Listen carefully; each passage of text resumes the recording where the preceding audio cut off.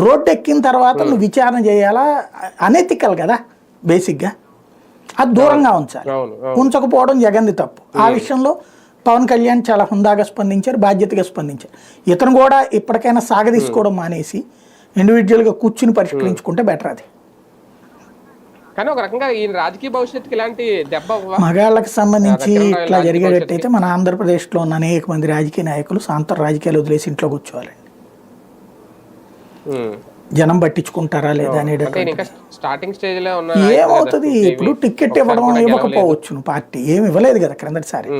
మీరు అబ్జర్వ్ చేస్తే అతని విషయంలో పార్టీ ఏం పెద్దగా ఇప్పుడు టీటీడీ బోర్డు మెంబరు ఇప్పించాలి అతనికి. పార్టీ ఇట్లాంటి వాళ్ళని మాటలు ఇతన్ని నెత్తినేం పెట్టుకోవట్లేదు బేసిక్గా. ఎక్కడ ఉంచాలనో అక్కడ ఉంచింది అనాలా, లేకపోతే ఇట్లాంటివన్నీ ఉంటాయి అన్న భయంతోనే జాగ్రత్త పడింది అనుకోవాలా.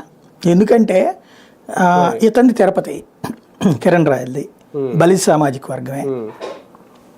తిరుపతి టిక్కెట్టు వీళ్ళకి ఇచ్చారు. ఇచ్చినప్పుడు శుభ్రంగా కిరణ్ రాయలకి ఇవ్వచ్చు కదా. ఇవ్వకుండా అతనికి ఎవరికి ఇచ్చారు? ఆర్ఎన్ శ్రీనివాసుని చిత్తూరు నుంచి తీసుకొచ్చి మరి ఇచ్చారు. అంటే ఏంటి, ఇతనికి పక్కన పెట్టినట్టే కదా. అంత ప్రయారిటీ, అంత ఎమ్మెల్యే క్యాండిడేట్ కాదనుకున్నట్టే కదా. పోని నామినేటెడ్ పదవులు 2 సార్లు వచ్చినాయి, అందులో కూడా ఇతనికి ఇవ్వలేదుగా. ఈ కనీసం టీటీడీ బోర్డు దానికి కూడా జనసేన సంబంధించి